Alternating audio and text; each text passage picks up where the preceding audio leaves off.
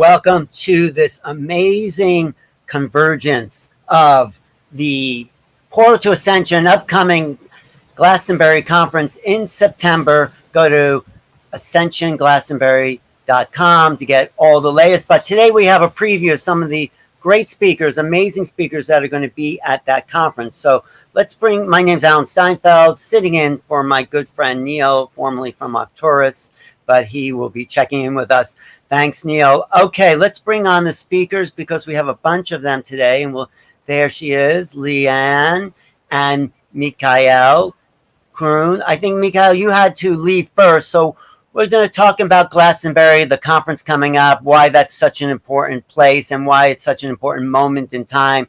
So go ahead. Why don't you talk about your brand of knowledge?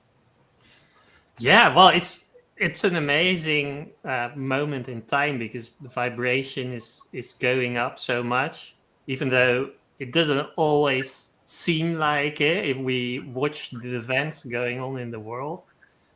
It's definitely going up. And Avalon, Glastonbury is the heart chakra. Is one of the centers, energetic centers around the globe where that vibration is really rising. So we'll be right in the middle of it. And Leanne and I are right in the middle of it a lot as well. Oh, hey, Leanne. Yeah. Where are you now? I'm at the moment, I'm currently staying at my. I've come down to visit my dad, and I'm in his comic room, so I'm surrounded by lots of amazing comics. And where is that? What town is that in? I'm in Bournemouth, in Dorset, which Oh, is down okay. the south coast. But Well, normally we're living together in Glastonbury, Mikhail and I. Do you share together or are you separate doing it together? Mikhail and I live normally.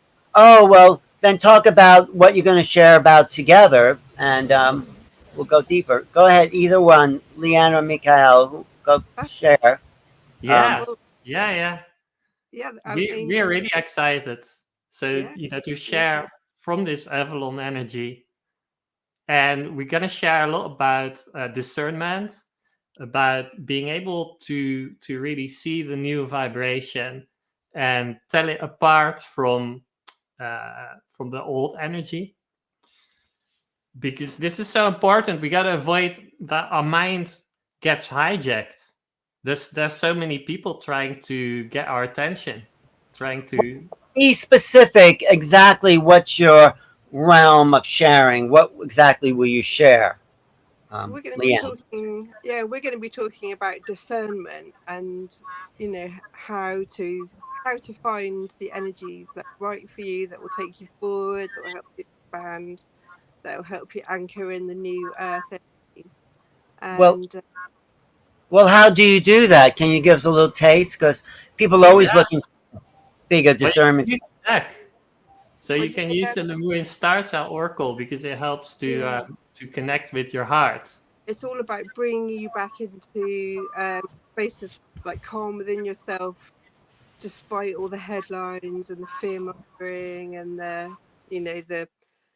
competitive society kind of promptings, trying to make you just get distracted. It's about coming back into your own heart and your own sovereignty and your own ability really to know, to know the truth from being grounded and being at peace within your body and not all over the place. So the deck which we created over 3 years, the Lemurian Star Child Oracle, is very much about bringing you all whatever the situation, whatever card gets pulled, and spirit was very much part of the creation of the deck. So people, is it more empowered by being in the heart chakra, by doing that? Is that the idea of doing that particular thing there? yeah, it's empowering for sure, because you're basically working with your own energy field, and you're more aware of your own energy, and more aware. You can see through the agendas around you. You know, so we talk a lot in the deck about the old paradigm energies and programming, and the new paradigm, the new earth, the energies that we recognize ourselves from Lemuria, the Lemurian experience, and you know, ascended civilizations that we remember through our Akashic records. Right. So, Mikael, what's your background in all this? Where are you coming from? Like, what's your training? Who's been your teachers and influences? People always like to know that. And now I'll ask you, Leanne. So, Mikael. Well, I was into non-duality for a while, and I kind of went away from it because my life really stagnated. You know, I got too nihilistic. I've seen you talk to people about non-duality as well, so I think you know a bit about it. I know, but I don't have any patience for it Yeah. particularly. I mean, I Well, I think think it's a trap, you know, as well.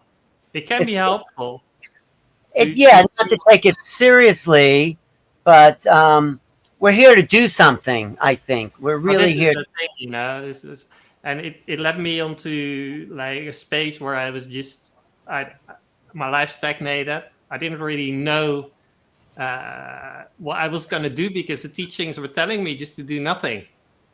Yeah. So it was very insightful, but it ultimately didn't work for me. So then I went to Glastonbury, and that's where I started to connect with angels and with Pleiadian beings of light. And it's just like this channel of light opened, and it was amazing. It was just Mhm. like this higher vibration was coming in this heart chakra. So, So, yeah, where did Leanne come in? How did she fit into the picture well, there? I was going to do an exhibition in Glastonbury together with a mutual friend, and so Leanne was coming to help as well. So that's kind of how we connected. And the exhibition was about Pleiadians and white lions. So it was very cosmic. Mm. It was all perfect moment where, you know, a lot of things came together. I really love that about Glastonbury. Mm. It's just a place where things really come together, and there's lots of synchronicities. So I Yeah, I think was that's the very power of proud the place. at that point, and we met and clicked and what have you. Um, but yeah, my background is having. Oh, is Alan all right? Oh, you there? I'm So here. my background is having a Kundalini awakening when I was about 19, and then kind of embarking on a healing journey really to repair my aura. Hmm. And part of that healing journey was like spiritual healing, um, and it helped me a great deal. And Well, the meditating and what have you.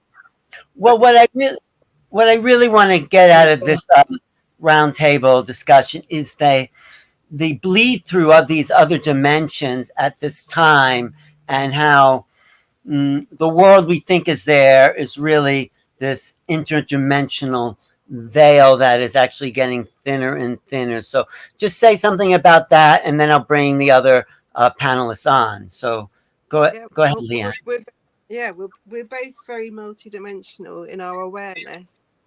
So I had a second awakening in 2011 and totally connected with my Lemurian memories and loads of past lives and um, you know, starry energies and Mm. um, elementals, and all of that kind of comes through in my artwork, which I'm doing full time now. Oh. And the other thing is, when I was in my healing journey, I kind of kind of went on into psychology and became a clinical psychologist. So I've got kind of quite a solid and grounded background in helping people, I would say, kind of clear the traumas and the dysfunctional stuff from their lower chakras and helping them to raise their vibration up into their part. Great. Mikhail, what's your multidimensional connection? Well, it started in Glastonbury, connecting to this light family, and I started to draw light language, and then sing it as well. So that was really amazing. It just came through spontaneously, and I started to do sessions for people as well with the light language, and just doing these kind of transmissions from source. So I really connected with multidimensional realms through expressing light language and receiving it as well, and then really understanding my guides and connecting with them and receiving energy from them, or kind of seeing that they've always been around, really. So it's amazing, that journey. So that all happened in Glastonbury as well. Well, it's going to be happening to more and more people in Glastonbury. I just wanted to bring you two on because you said you had to leave, but let's bring everyone else into the room, Neil. So yeah, I'm staying a bit longer, actually. It was just because it's quite late here, so it's easier to do it early. But I've still got more energy. Adam Apollo, Debbie Dashinger, of course, Phil Gruber, Elite, Nan Akasha, and Laura Eisenhower, of course. Laura Eisenhower. Great. Well, so that was just a kind of preview of what I think we could really cover today, because it is about this multidimensional realm. And for people who don't think that's real, because it's not in this 3D reality, but it is in the kind of I would say imaginal realm, not imaginary, but in a realm that transcends the physical but intersects with the physical. So, and I think Glastonbury is one of those crossing points that does that. It allows these things in and out of different dimensional realities. So let's get an idea of how would you explain that, Adam Apollo? Always good to see you, my friend. Or should I call on someone else first? Or No, I'm always ready to jump right in. You know how I am. I know how we've been through many panels the last few years. Yeah, indeed, indeed. How do you explain that, this sort of science and logic and intuition of those interdimensional crossing points? Well, a lot of it, I think, can be explained by understanding causal time and entanglement. The understanding that we've been in a lot of sacred places for many, many ages as people means that we've been in relationship with the land. And when we come into relationship with the land and the devas of the land and the stones, the rocks, the trees, we are entangling ourselves with that land. And there is a resonance that is contained in the stone, in the rock, and that resonance will reawaken when we return to those spaces. Now, that, of course, is locality based. I'm talking about being in a region or in an area where bridges are synchronized through time of moments and experiences we may have had in the past to the present. But often our souls experience this as glimpses of other worlds, the other time colliding with our own, apparitions of friends, lovers, beloveds that we knew from that time, crossing into our consciousness, communicating with us again as we restore and reawaken that memory. Now, of course, all of that doesn't account at all for the astral realm and the devas and the beings that spend time simply outside of the physical world that connect to us, commune with us, and engage with us.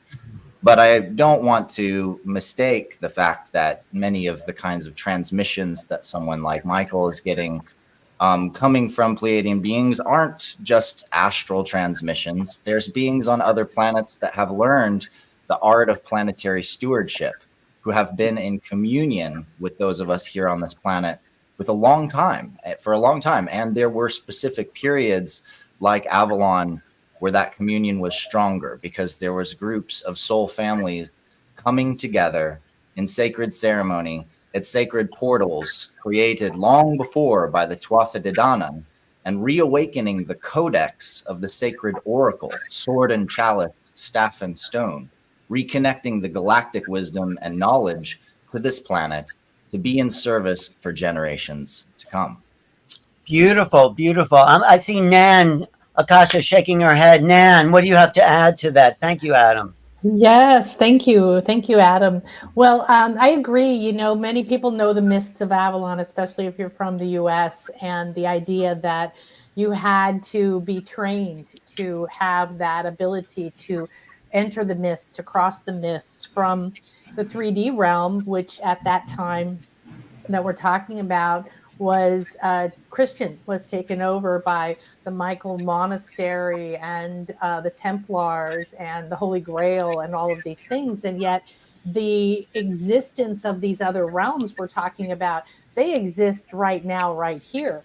They're Right. not, they didn't disappear. The Mists of Avalon closed in the story because it was the time on the planet when we left that connection to the goddess, when we left that truly mystical realm of believing in and respecting the sacred feminine, that the sacred feminine, sacred masculine is what's coming back now, the balance of it. They're both out of balance. None of us have experienced that in reality in our 3D world. And yet this incredible evolution that we're in is just tearing down these barriers within our mind, within our aura, within our field. And for me, it's a connection of soul lineages, sort of like what Adam said.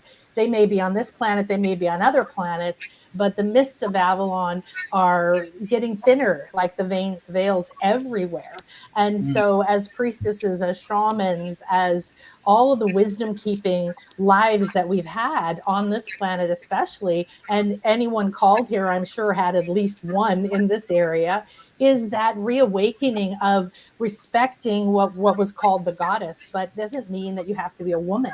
It's respecting the divine intuition, the divine marriage of the two. And we have the Mary and the Michael lines and the dragon lines and so many of these energies. We got the sacred waters that create earth spirals and gateways and currents in the area. So these are very alive. And I feel people called to this are going to be coming and they're going to be awakening. They're being called from within. You know, we're saying, hey, come and join us. We're going to do this wonderful thing. It's going to be amazing. Come on this trip. But it's really a soul calling. It's really an awakening from within that is saying your soul wants to be whole again. And that wholeness is needed right now for people to disconnect from the trauma and drama going around, or the big story that's going on around us in the world, and coming into that union within ourselves to remember. So this morning I've been channeling, I've been bringing through a lot of Morgan Le Fay and the Lady of the Lake and Merlin and the dragons and a lot of the energies. And today we went with the priestesses of Avalon, and crossing that veil is very real. I know people do it all the time who visit, who may just be there as a tourist. So it's really a beautiful opportunity to come with a group of people like this who have different skills, different expertise, different aspects, that we can keep opening those doors. And then as a group, the power of this moment, like you said, is that the veil is thinner, the awakening is happening, and who is being called is maybe don't understand that. And yet this is a call from your star child, your magical child. The wounded identity that we've been carrying is no longer powerful. It is dying on the vine. It's falling off of us. And this place holds mystical, magical earth energies. There's chakras in the Abbey. Nan. We'll get back to that. I want to bring some other people into discussion. Like Eli's been in and out of this place, in and out of these dimensions for a long time. So, talk about that intermixing of these levels of consciousness and reality, and why places like this remind us of who we really are. Well, this next level of ascension is moving into 5D. And, you know, a great way to understand 5D is it is multidimensional. And it's quite interesting to see what's happening on the planet at this time, where even science has like quite literally brought us to the edge of the third dimension, opened the door to the multiverse. Quite literally, we are at the ending of time. And so as we are moving into 5D, we are becoming multidimensional. Where a great way to understand 5D is it is multidimensional. We're working across multiple dimensions and perspectives. And so from the point of now, we access simultaneous timelines and realities playing out next to each other. So when it comes to integrating the multidimensionality, a great way to understand this is really just relaxing into our soul essence. You know, when we introduce terminology like multidimensional, it can seem like really complex and even overwhelming. I remember when I first was introduced to this term, multidimensional, it was like, oh my gosh, more dimensions. But when we relax into our soul essence, which already exists in these higher dimensional realms of consciousness, it can feel like nostalgia. It can feel like we're coming home. And so Glastonbury and other vortexes on the planet, I'm currently in the Pyrenees, which is another place which is like a spiral staircase of ascension all the way home to the kingdoms, is like these vortexes, they assist us in remembering where we were experiencing this higher consciousness before. And it's easier to tap into those higher states of being that are ultimately within ourselves. And so because they lay dormant within the ancient akasha of the lands. And it is this we're ultimately tapping into as we are in multidimensional awakening. You know, there's many different ways to understand it. It's the nature of multidimensionality. I follow Cryon. I know a few people on this panel also do. But Cryon says, in 5D, all is. And so there are different ways to describe it. Rather than there being a right or wrong, all is. And so this within itself is a huge concept to assist us in understanding the nature of it. We can't put it in a box like we do in 3D. Rather, all truths ultimately unify. Right. I think we are all talking about the same thing from actually a multidimensional angle. I mean, everyone has had deep study in this field. I know Laura has dived into this field of levels of reality. And also what I love about Laura is her ability to activate people, to stir them into their own awakening. So Laura, why are you coming to Glastonbury and what's so exciting about it for you? Just a quick note, Alan, for the recording. Yes. Your mic is edging a little bit. It's redding out a little bit. So it's distorting. You need a little space, like to pull your mic back. How's that? Is that better? Is that better? It's still too a little too hot. Yeah. No. Okay. Or maybe lower the volume.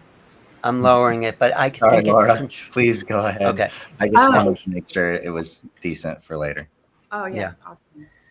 Yeah, I'm so excited. It's just ancient memories stir when you're in a location like this, because this is an area that is the activation in so many ways. And I feel all of us have been drawn to do this work because we've been searching for these aspects of ourselves, remembering these aspects of ourselves, living out these aspects of ourselves also in our lives. I always felt this incredible pull to this part of the world, and went there last year with the group. And when I heard it was happening again and I saw everybody that was coming, I'm like, absolutely want to be here. It's just amazing because we go through so many initiations in life and so many, different growth periods that the 3D world will encourage us to misunderstand or give our power away to something outside of us, to label it, to drug it, to manage it. And in a location like this, it's about just embracing, all of these aspects, the light and the dark, the cycles of nature, the maiden, mother, the crone, all the archetypes of, the mother and the father, and the ley lines of the Michael Mary, and how the reversal grid technologies that have made it very, very difficult for us to access these levels of ourselves and even know how to hold this and embody it and experience it with others is something that we're really being called to reclaim and embody and return to. And so these particular, lines of energy, the sacred sites around this area, going from, Cornwall to Aberynhenge to, Glastonbury, there's been just powerful dragon beings and stasis that have been waiting for its family members that have taken human form to return to the land and share in this circulation of energy, in this clearing of the reversals through holding, the vibration of a like a correction, and it's happening on a cosmic level. Like the planetary alignments, the Venus transits are creating these corrections. But if we don't stand in alignment, if we're not a conduit to that energy, it's very hard to have that exchange with the healing planet that is getting back on track after these cataclysms and different events that took place that just made it very, very difficult for the ether element to be available. And now with the 13th sign of Theicus and the significance of the mother arc connected to the 13 and how that relates to the Magdalene and, you know, this process of ascension that we're in, it's amazing to experience this in a location that needs the guardian holders of this template. And so all the planetary alignments are either something we experience through the initiations and growth periods that can feel very painful, but if we answer to ourselves and not give the power away when it feels uncomfortable, we're actually moving through the gatekeepers, we're dissolving the fences, and we're really rebuilding that 12-strand DNA again. But all the psyops and the false flags like tend to try and hijack this and distract it away. So I feel this is an incredible thing that we're doing because we're all being called to not allow those distractions and those reversal technologies and the programmings to infect our creative channels, which is bringing in a much more beautiful future. And I feel we're the script writers, and this is a place to really empower that with each other. So, well, thank you. That sounds great. How do I sound? Better, Adam? Is that a little better? A little softer. I can't help but get excited, so I raise my voice. I'll try to internal. It just means, you know, just like on a stage, you got to have them dial the board back or dial the mic down because you bring so much power, right? What are you going to do? Anyway, thanks. But I would love to talk to Phil, but let me get Debbie involved in the conversation because Debbie, you're going to be hosting some of that. And I know you are a multidimensional being. What do you hope to bring to Glastonbury and get from being there with all these amazing teachers? Yeah, amazing teachers. I mean, first of all, I'm very fortunate and I love this company. It's my favorite place to be in my favorite tribe.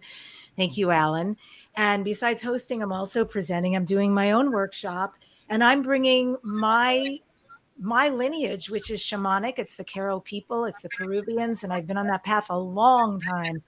And the shamans, you know, who have been around for 2.6 million years. And the first were women who are medicine women who could leave this realm and go to other unseen places and heal. It's very powerful, especially because where we are going location-wise, it's supposed to be the heart chakra of the world. And so the thing that's going to heal the planet right now and heal humanity, of course, is love. We don't need saving, we need loving. And the other element I want to pull in that's also very multidimensional is one of my favorite subjects. And that is, I hope you guys can see this, but I have some dragons here. And I am just mad, crazy in love with dragons. I have a strong relationship with them. I also have... Is that a like solid white quartz dragon? That is a solid white onyx dragon. My goodness. Named Albatrax. And here is a dragon egg with, I don't know if you can see the baby in the egg, but yeah, they surround me while I work.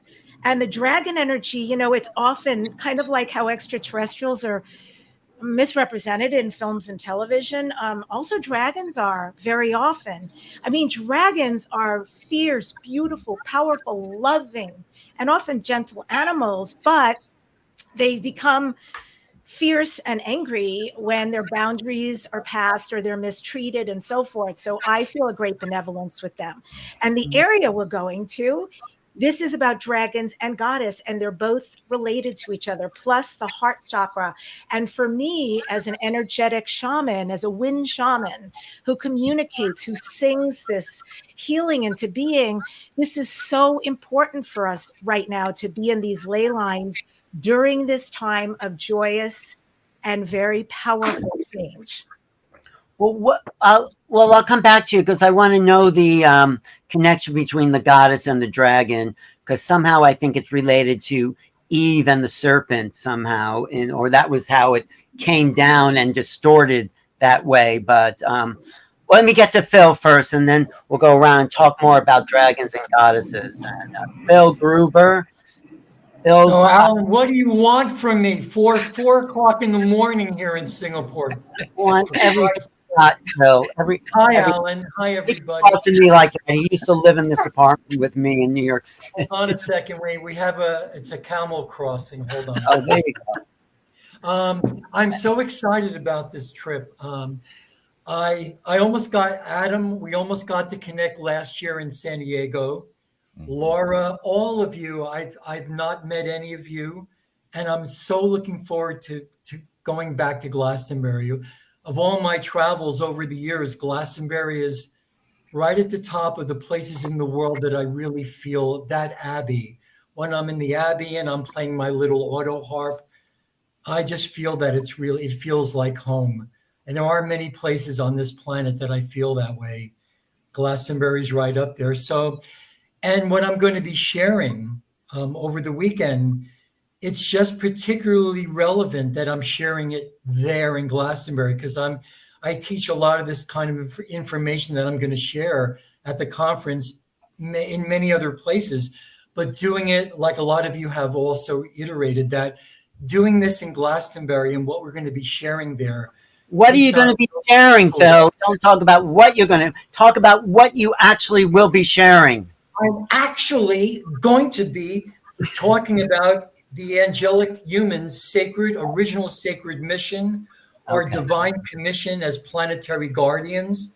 I'm going to talk about a lot of forbidden history, the true origins and nature of the angelic human race, our sacred mission of planetary guardianship. I'm going to talk about King Arthur, Arthurus, or Arthas, and the Knights of the Round Table and what the Rainbow Round Tables are actually meant to do.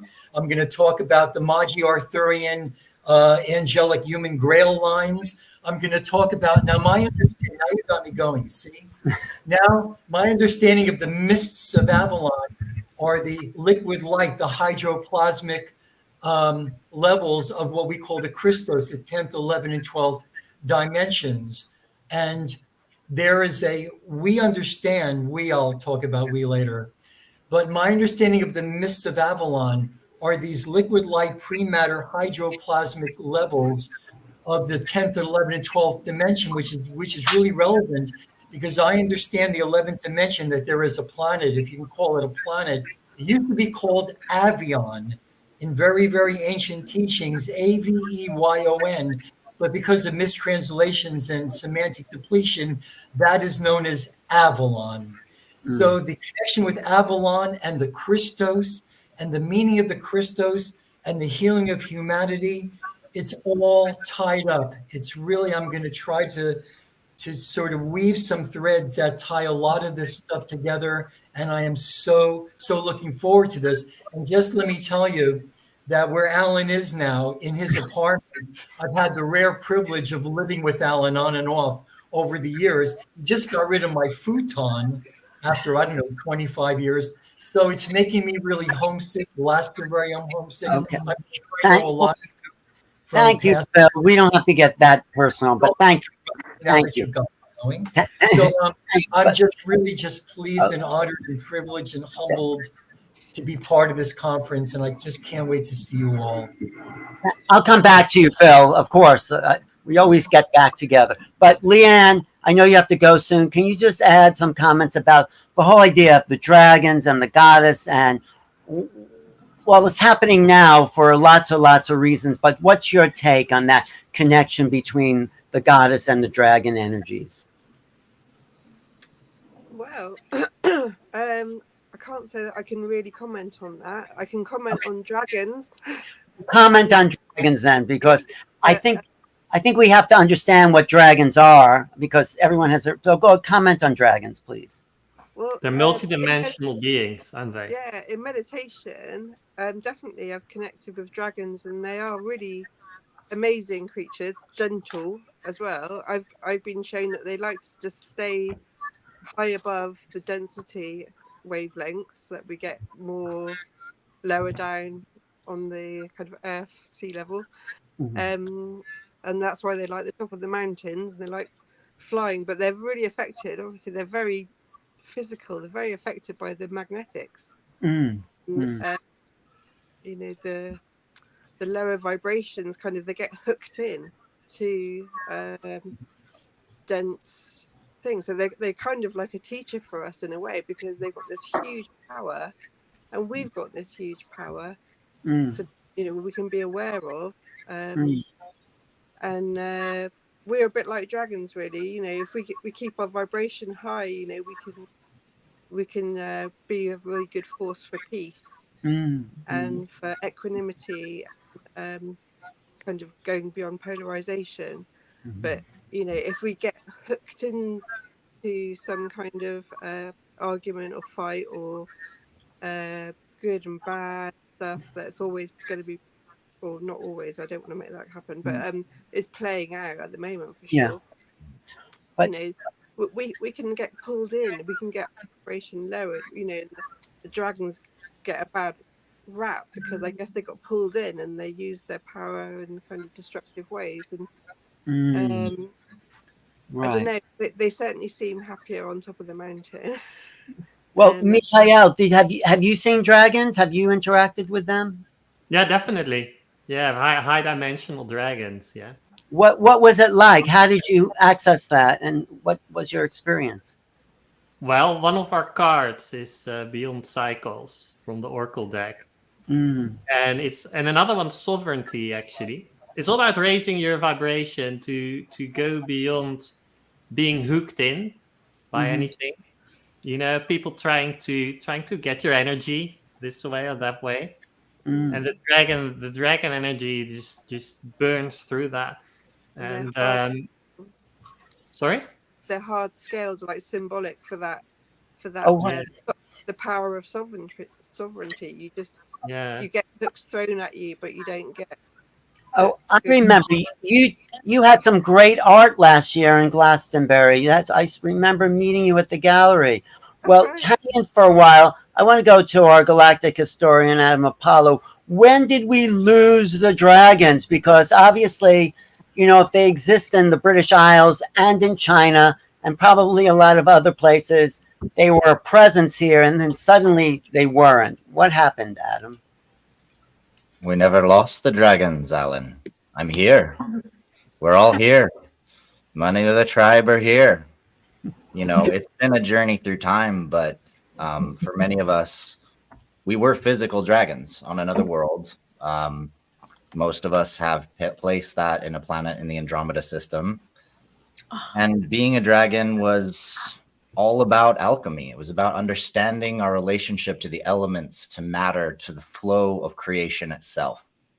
And when I finally got back to the soul memory of when I chose to become a dragon, to incarnate that way in the first place, it was because I saw something challenging, terrifying, fearful, something that was a different part of the lens of God than I'd ever faced before, something that in a way would force me to grow by engaging with that which may otherwise terrify my being, that my being had never encountered before.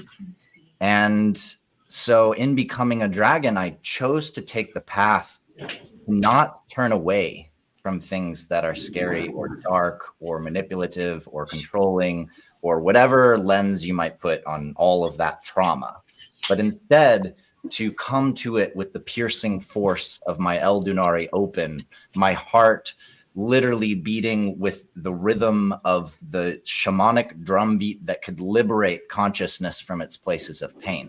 And to know that I and all beings are in fact transmuters of alchemy. We have the capacity to come with the truth of who we are and bring healing through that, not to bypass, not to go around, not to say that's negative and so I must ignore it in order for my amazing, fifth dimensional realities to stay all perfect and nice, but rather to take in the full scope of what it means to become and to be, and to know that in every single person that's ever done dark things, there is a spark of divine light and truth that can be reclaimed if we're willing to dive deep into that cavern to do so. And this, I believe, truly is the lineage of the Tuatha De Danann, which is the work that I'm bringing to this adventure here together, because for me, in my own soul's journey, I know exactly how deeply the wisdom from the different star systems who came, the 3 islands in the sky that came to the Iron Mountain and brought with them the 4 sacred treasures, the sword of light of Nuada, the cauldron of the Dagda, the spear of Lug, and the stone of Fall, the sacred tools that became the sigils of the tarot and that carried magic through time. The sword of light of Nuada disappearing, becoming Caliburn, disappearing, and reemerging as Excalibur. The wisdom keeping of the knowledge of the dragon, giving forth titles, not names like Pendragon, but titles, the Andragon, the of the dragon. This is a reclaiming that we are a part of right now. And so for me, I wouldn't say that we've ever lost the dragons, that we've just changed forms.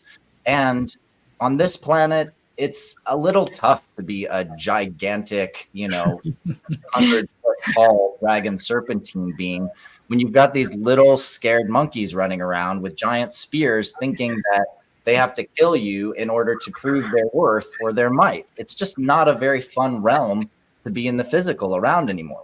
The dragon riders have all migrated to the Syrian system where you still got dragons and you can still ride them and you can still fly them. But here on Earth, it's a little bit more challenging. And a lot of that is because of the lineage of Christianity and many of the stories through time that have distorted the nature of the serpent and the dragon, all the way to even the serpent, as you mentioned.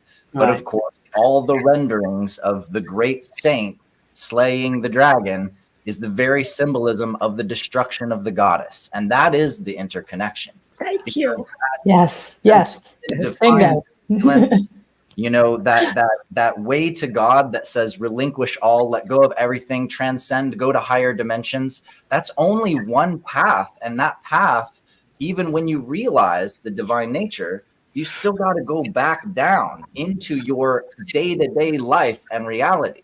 And the love of the goddess is learning how to engage with the challenges and the dynamics of life and fall in love with your life, because every single moment, every single thing, every part of matter is the mother.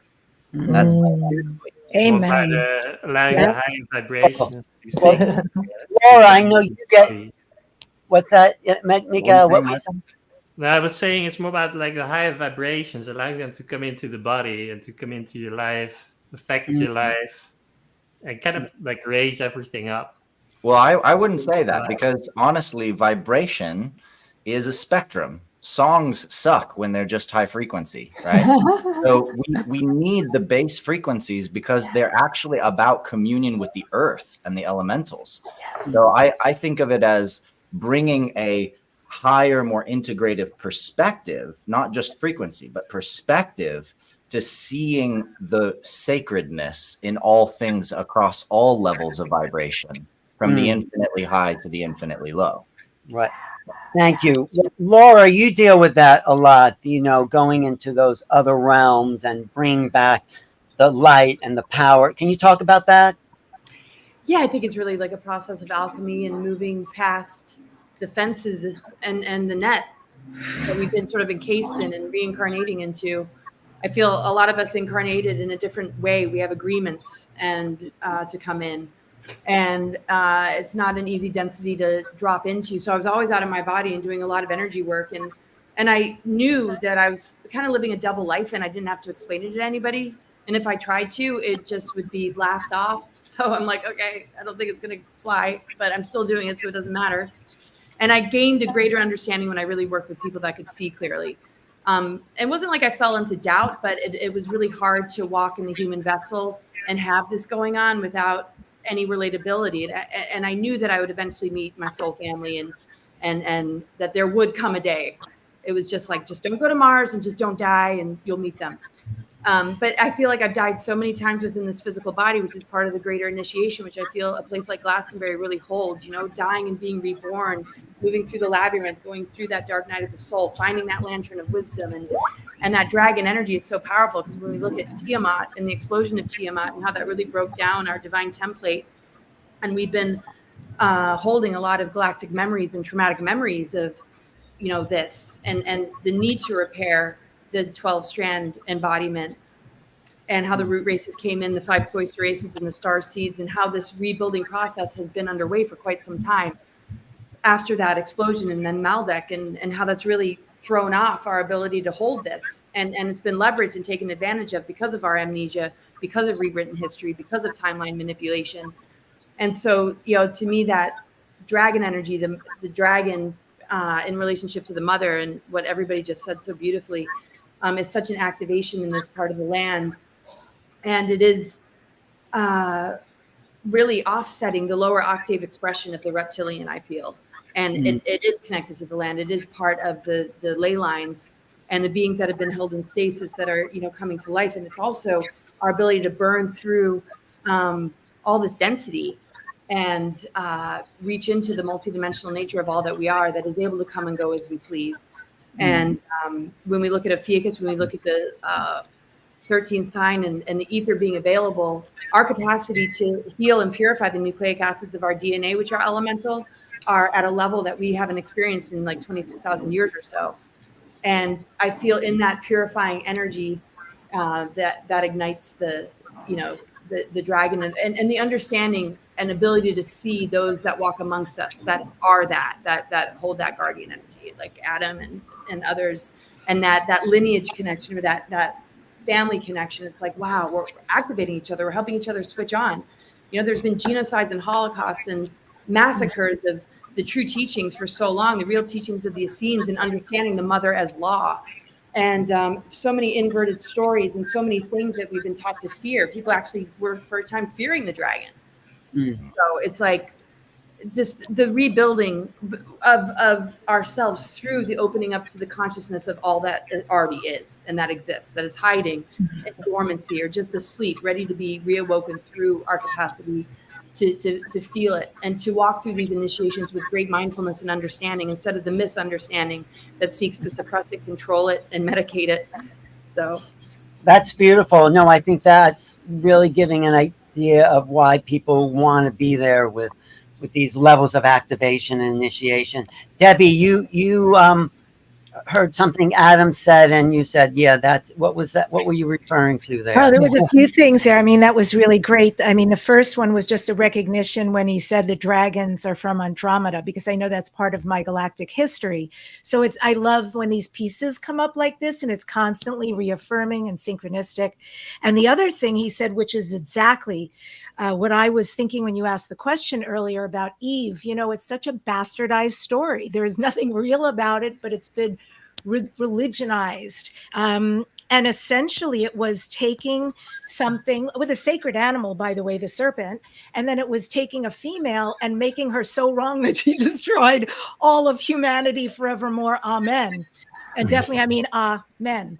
And so it's none of that is real. And we are living in a time, right? And what this time is about is all of this stuff. The underbelly keeps coming up to be seen, to be healed, to be dealt with, to be known the truth of. And to address the other part of your question earlier, so goddesses are directly associated with dragons. Now, this is not my expertise, but I'm a nerd. And because we're going, and because, I'm into dragons and stuff and goddesses, all of this is interesting to me. And there's a lot of goddesses who have had very positive relationships with dragons. It is one of the most primordial, ancient forms for the divine feminine, you will see, is the dragon. And you've heard other people saying the red and the white dragons, the land of Glastonbury. So we're coming because they're waking up. They're waiting for us in September to go there and to be with them. This is the sacred land that the Celtic sovereign goddesses link directly to the ancient people. And so... Wait, let me just ask Adam, what is that you're showing us? Is that, which goddess is that? Who do you think, Alan? Come on. You know your goddesses, right? I would say it looks like a Kuan Yin. Yeah, that's right. It is Kuan Yin. And she's on a dragon. Exactly. She's the She-Haley embodiment of Dragon Rider.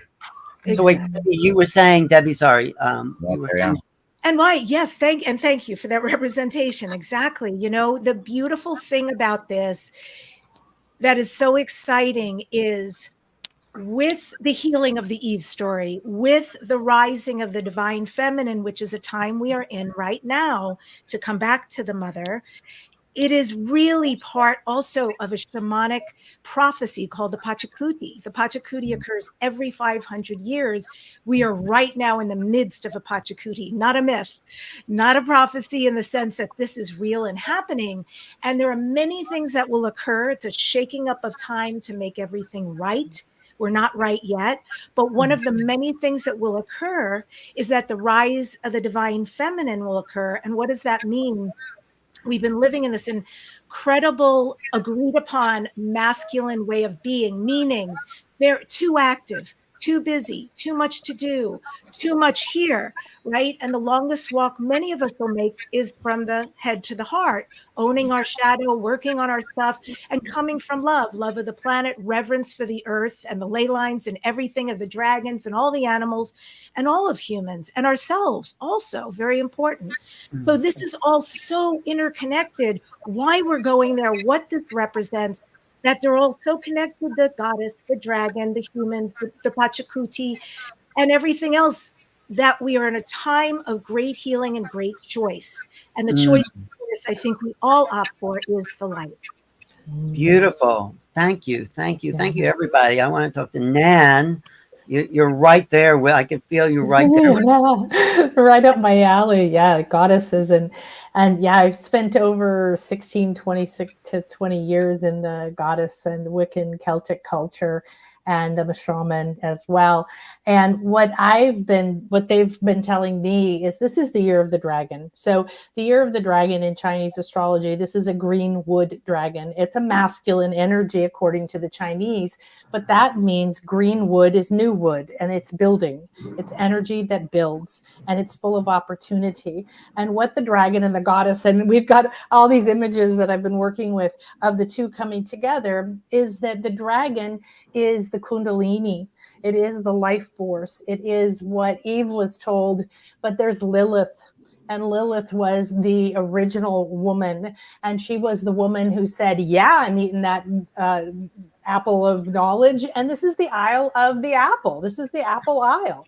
And this is the isle where the original sacred feminine was revered for knowing the truth, for having that life force. And the dragon is coming to build the structure so that the sacred feminine can come inside of it. That is the balance of the sacred masculine feminine that is rising this year. Next year is the sacred serpent, and that's the feminine. So we're in for a lot of changes, but the goddess and everything that Debbie and everyone said, that rise of our intuition, that rise of shedding the burned at the stake and being forbidden and being, I mean, it's literally in the law and in the Bible, you may not talk directly to the divine.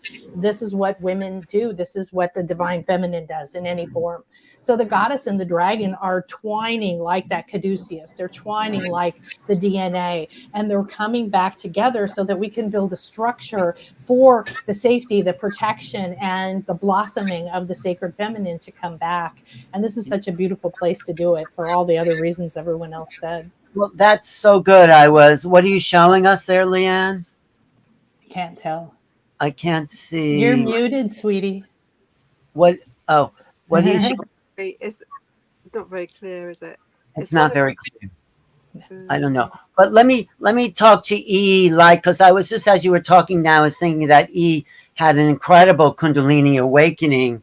And I feel like the Kundalini is that dragon energy, that is the activation of the divine feminine in each of us. So E, do you want to talk about that and your experiences and the awakening of that dragon power in you? Yeah, well, I'd say the Kundalini, it assists us in tapping into those higher dimensional realms of consciousness. And so many of the dragons, they've actually ascended into the higher realms, and they've left a staircase of ascension for us to follow in their footsteps. And so they're great guides for these times. And I understand a lot of people, when they hear dragons, they feel fear. They think the dragons are bad, but there's many types of dragons.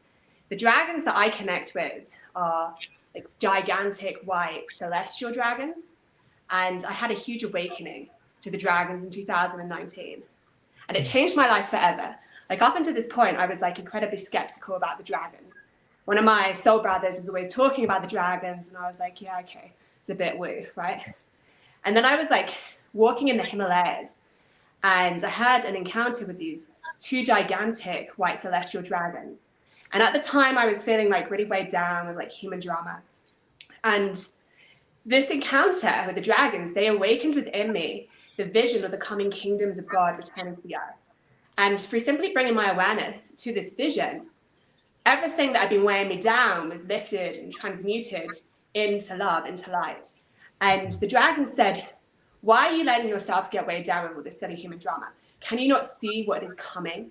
A time is coming to the earth where humanity will be required to come together and to work together as one human species.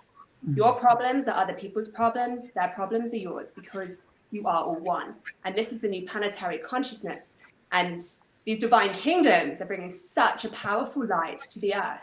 There will not be a stone unturned upon the planet. And so this was the beginning of my awakening to the dragons. So it came with the kingdom's consciousness. And it was kind of like the first layer. At this time as well, they awakened me to something known as the galactic year cycle.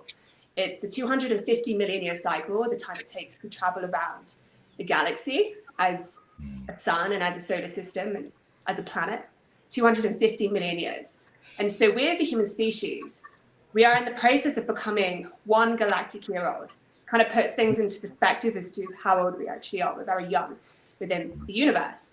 And so our planet has completed many galactic year cycles before, where the memories of this lay dormant in something known as the metamorphic grid that is directly connected to the dragon. And the dragons and the giants, they come hand in hand. And so 250 million years ago, we weren't here as humans, but there were beings upon the planet. And so the dragons and the giants are some of these beings. And so the metamorphic grid, it quite literally beholds the codes for gigantic awakening to this next level of human evolution where we have never been here before as a human species. You know, we have ascended in great year cycles, but in galactic year cycles, this is totally new. And so the dragons, they're incredibly powerful guides in these times. And I, at the weekend actually, I did an ayahuasca ceremony for the full moon and the summer solstice.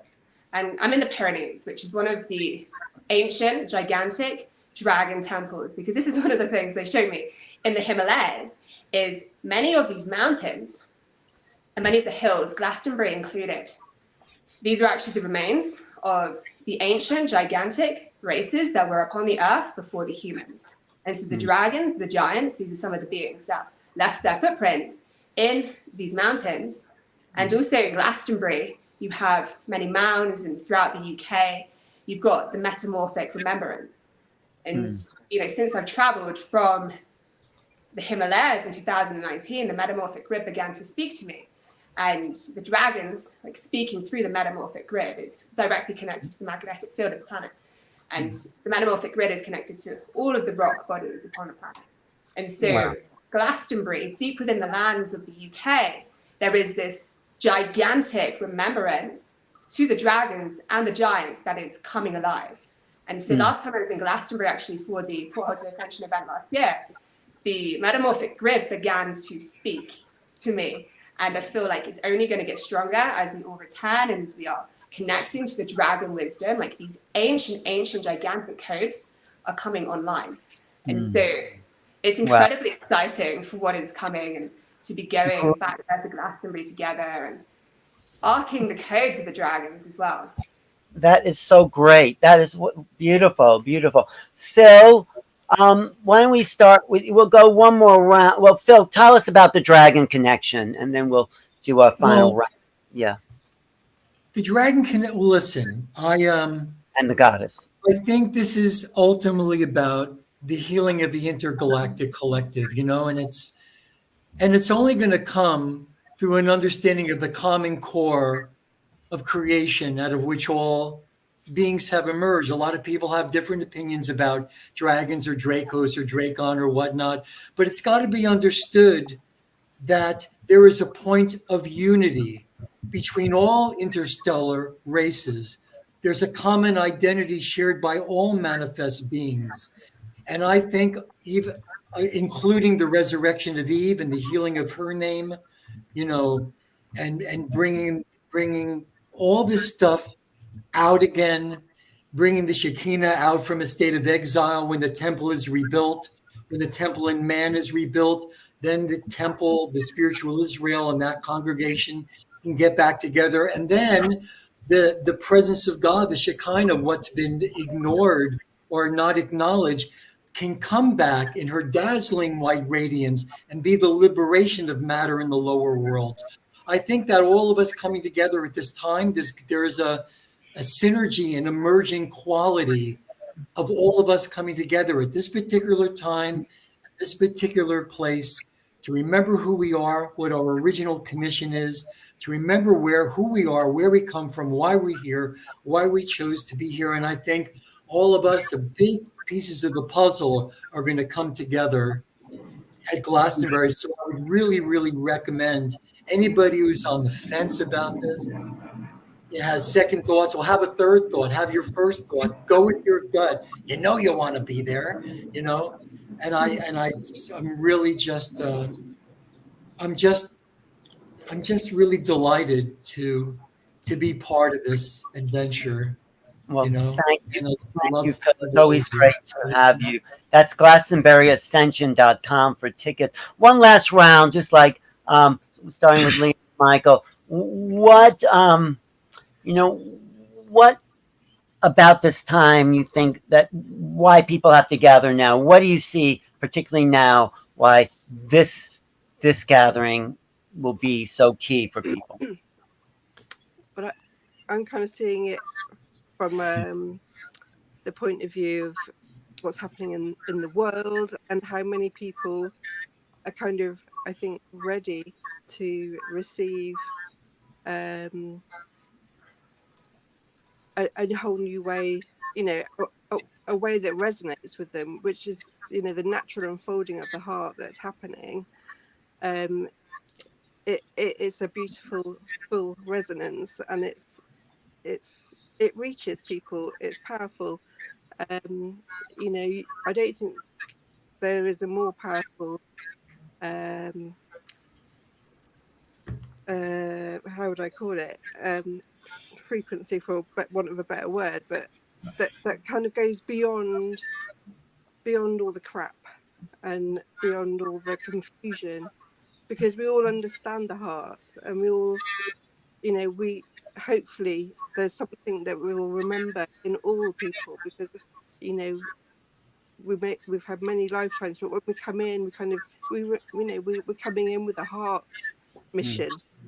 And people just are ready not to be pulled around by all the kind of stories and narratives, very sort of what I would call low vibrational, sort of hateful hate and war and conflict, and kind of fearful people being kept in a kind of fearful, powerless place is not really where we want people to be, because it's painful. Yeah, I was thinking your art really brings through a lot of love and transmission of energies. Do you have anything you could show us right there?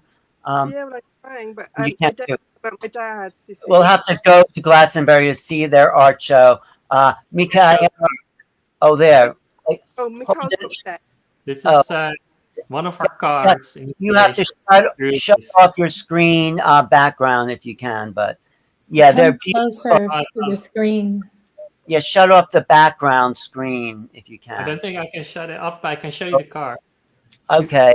It is. Well, yeah, we gotta get a feel of it. But anything you have to add to that, Mikael, about what you're bringing here to the conference? Yeah, well, so this card is called Initiation, and it's got a whale on it. And I feel, if you come to Glastonbury, and we're all coming to Glastonbury, it's going to be a big initiation. It's going to be a Glastonbury experience, and that's exactly why our presentation will be so relevant, because it's going to be about discernment.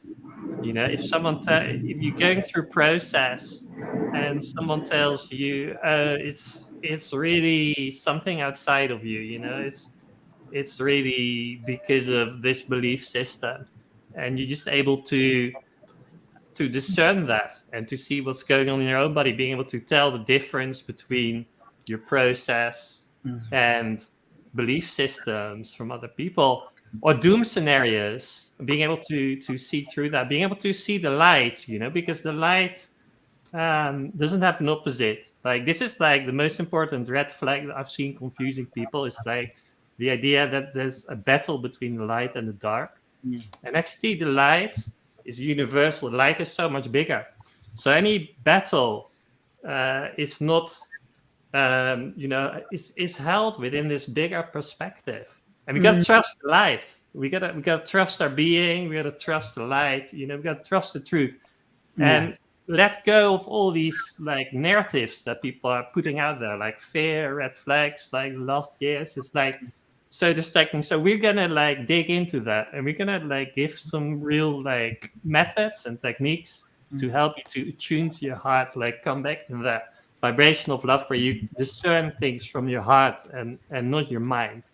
Well, So thank you. I saw Adam really agree. I think, the dark defines the light, doesn't it? And that's, as I look at you, Adam, we're talking about Avalon and the veil, and it seems like that place is a place that maybe where the veil first came down, and now the veil is lifting. And what will you bring? What are you talking about there in Avalon, Glastonbury? Yeah, I'll be talking about the Tuatha De Danann and the roots of magic and the roots of the tarot lineage and many magical lineages across the world. And what's define Tuatha De Danann? Where does that come from, and what does it mean? Yeah, sure, Alan. So essentially, in a time immemorial and a date that's not yet even known, but somewhere between the end of the pre-Diluvian era, the end of the last ice age and the Lesser Dryas, and the period that we see and call the rise of modern civilization, there was a group of beings who arrived in the British Isles riding clouds. In the oldest Celtic, ancient Irish poetry, they arrived riding clouds, bringing with them 4 sacred treasures from 3 islands in the sky. They landed on the Iron Mountain and brought these tools with them down to the earth. And when you start to look at the principles and the dynamics of these sacred tools, for some, they have essentially assumed immediately that these are just mythological ideas, because they are indeed connected to the elementals, fire, air, earth, water, the 4 directions, our relationship to the dynamics of energy on the planet in the masculine and feminine sense inside the body. Sword, masculine; chalice, feminine; staff, masculine; stone, feminine, for example. But more importantly, I think it's worth recognizing that the descriptions of these tools are very much galactic technologies. A cauldron that could produce food for an army forever sounds a lot like a replicator to me. And when you look at a lot of the Christian stories of the things like the spear of destiny that pierced Jesus, and supposedly you could never lose a battle with the spear, well, that's actually the spear of Lug. The spear of Lug is that exact metaphysical weapon, but more than a weapon, it's actually a navigation instrument. It's an instrument for being able to see patterns unfolding in time through momentum. And once you can see how things are very likely to unfold, you can choose a direction through time that's going to enable the greatest peace, the greatest resolution, that kind of thing. So I'll be getting a lot into the depths of these magical tools and systems, and integrating that with a lot of the things that many of the audience out there probably have already been learning as they've been waking up and trying different things and exploring different toolkits and different traditions, and help to really bridge the reality that, Avalon was a massive resurgence of that wisdom and that knowledge from the star family that came together at that time. And that there are a lot of misconceptions, and there are a lot of frames that are just frankly wrong, including for a fact that, almost every single book that you can find on the historicity of Arthur, as they say, assumes immediately at the beginning of the book that the person that they're looking for had to have been a Christian.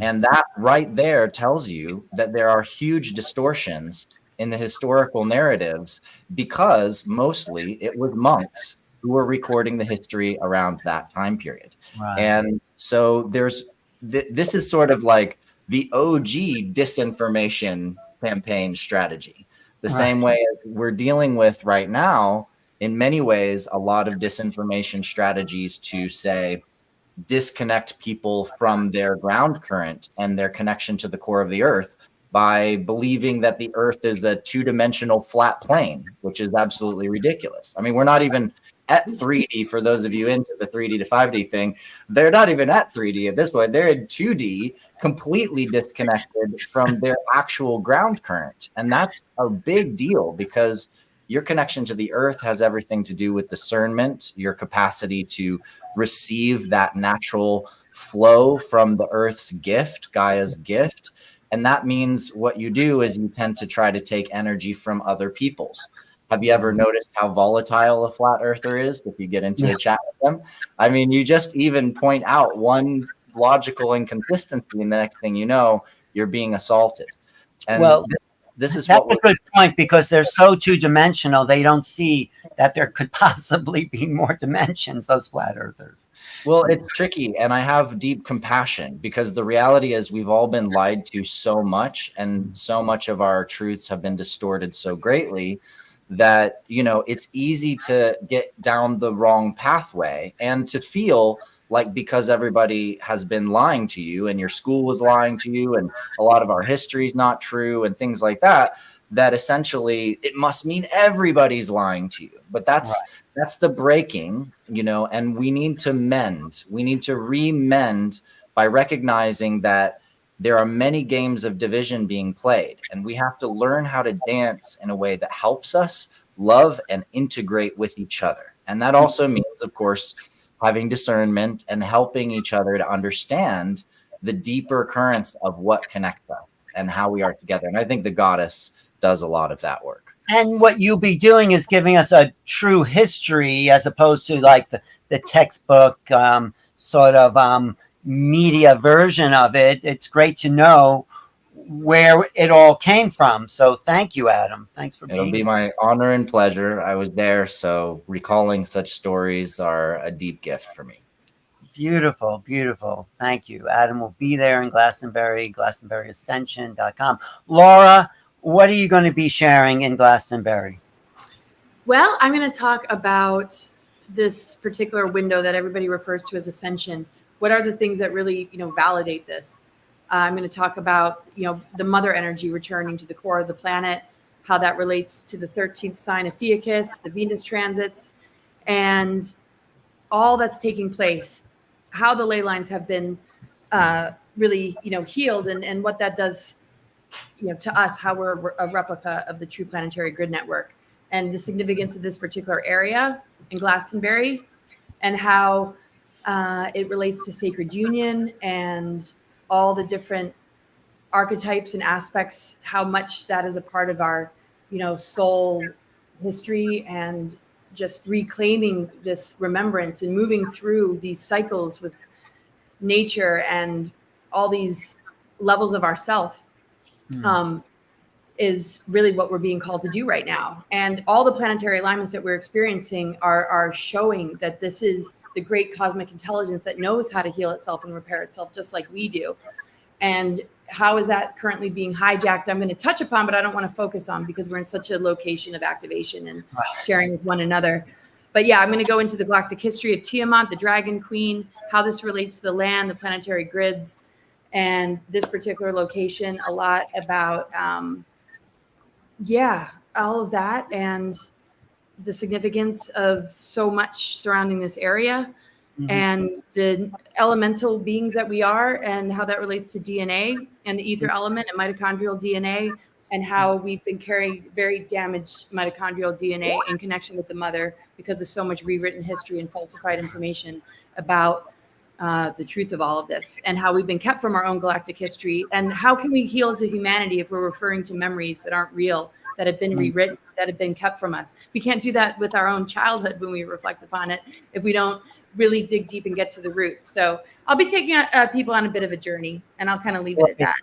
That is so great. This sounds like a real exciting history lesson, and not just history, but that's a kind of intellectual thing where you can feel it in your body in these locations. You're actually feeling the history when you go to these sacred places. So that's what's feeling and hearing a bit and activating and actualizing it, really. So Nan, what will you be sharing? Yes, wonderful. So I am very into experience as a shaman. This is a soul retrieval. I truly believe the quest, the idea of the quest for the Holy Grail, that's the chalice, that's the divine feminine, that's our own chalice that's been hidden. And so it's an experience. If you feel called, there's a reason. This is an initiation of you back into that soul, reclaiming parts of your soul. So we're going to be going on a journey. I'm going to take you on a shamanic healing, on a soul retrieval, into calling the goddess, the sacred earth, the sacred currents, the sacred waters, all of them. I also have some oracle cards. This is one of them. This is the dragon Delphine from Delphi, who was Gaia's daughter, and she was charged to protect Delphi, which is the navel of the world, which is the source of Gaia's power that was taken over by the sacred masculine. And so a lot of these, I'll have these too. We're also going to be doing some time traveling. This is one of our time traveler oracle cards, because this is a place, like everyone has said, where the portals are opening, the currents are raising their energy, and there's an opportunity here, if you feel called at all, for your truth to come alive in a way that you've never experienced. So it's truly an initiation. And the heart chakra is bigger. It isn't just the little heart. It isn't just somebody giving you a hug. This is the truth of where the cauldron, like Adam says, of where we create in the divine. So come and be involved with this, because it's going to be a journey. I can just tell with everyone here. Thank you. Beautiful, beautiful. Thank you. Yeah, this is a good taste of how deep it's going to go. And we are just at the surface. We're going to drop deeper and deeper. E, what about you? What are you going to be sharing? So I'm going to be speaking about full body ascension, the awakening of the Kundalini and expansion into the Merkaba light body, vehicle of ascension to the kingdoms. I'm also going to be assisting you all in tuning into the vision of the coming kingdoms and really stepping into your role as a kingdom ambassador, because there is this collective destiny where we all come together and we work together as one human species to usher in the new earth. And so I'm going to be assisting you in holding the vision and tuning into this highest timeline of ascension. Thank you. Thank you. Thank you. And Debbie, what about you? Yes. I'm so excited. First of all, I'm reading all the comments that people are posting on YouTube from all over the world, loving this conversation, appreciating us. And I just want to send love back to all of you for tuning in and being with us and being interested in this, because it's so important. I just want to preface what I'm doing by saying this. This time of awakening is like no joke. I am experiencing seeing things out there in the mainstream in ways never before. This conversation we're having, I can have almost anywhere, almost. Maybe not middle America yet, but almost. And I'm shocked at the people who will shake their heads like, yes, I've had spacecraft experience too. Yes, I'm totally into the extraterrestrials. Yes, sacred sites, like it's everywhere. And just case in point, today alone, I received an email from a gentleman who's a New York Times reporter who he sent me something this long saying, I follow your work, I follow your podcast, I follow what you're doing in the world, and New York Times reporter, and told me his story, and he's channeling, right? And it's like incredible. And somebody else reached out to me, I think it was in Facebook today, and said, I guess in preparation to be with you guys, and said, he works at Good Morning America. And he was same kind of vibe. Like, I've been following you. I love what you're doing. And, here's what I'm doing. And thank you all for being such a contribution at a time when you are so needed, because you are all, everybody watching on YouTube, all of us here, we are pieces of the puzzle of the heaven here on earth. And where I am headed when I do this, and I can't wait to hear everybody else's presentations. What's great about this, I want to say, different than a lot of events, is there are not juxtapositions of, you know, at this hour you could see any of the 5 of us, but not all of us. Each presentation is alone, so we can literally enjoy each other. And mine in particular is my passion and my subject and my, I guess, expertise, if you will, which is specifically where do extraterrestrials and shamanism intersect, how the indigenous have always known about the ETs and their work there. And the final thing is I'm going to be taking people through a very specific healing process that will give them power, first of all, at a time when power and rising into sovereignty is so important, and also protection at a time when it is a little chaotic and volatile. And so to be protected, whether one-on-one or in a group, that you will always have this demonic protection around you. It's a gorgeous protection that you can have and even take home to practice once we're done. And the great thing is, however you come in, whatever level of being you come in, once you go through this experience, you will be transcended to a whole different blissful place. So yeah, it is mine to give everybody a respite and some healing and some new tools. Beautiful. Well, this has just been a taste of what is coming to Glastonbury in September with these teachers and few more, and it's going to be a great convergence of a kind of spiritual awakening and initiation that taps us beyond the veil into these other realms. So thank you everyone for watching. I'm Alan Steinfeld. Thank you all for being here. And we're going to do more of these as we start to make our way to the Glastonbury Ascension weekend. Thanks, you. Ellen. Thanks, everybody. Thank Bye. you, guys. Thanks, Neil. Much love.